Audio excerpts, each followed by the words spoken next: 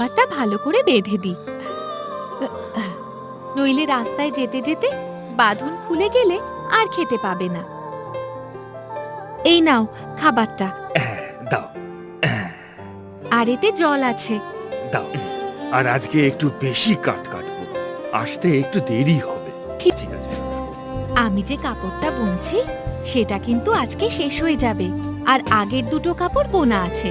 তাহলে কাল তুমি সুতো আনতে যাবার সময় বাজারে কাপড় 3টে বিক্রি করে দিও। হ্যাঁ, তুমি কাপড় 3টে বেঁধে নাও। তাহলে আমি আসি। হ্যাঁ, এসো, সাবধানে যেও। হুম।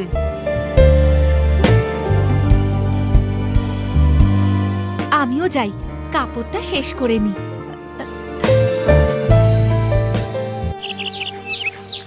খাবারটা ভালো করে বেঁধে দিই,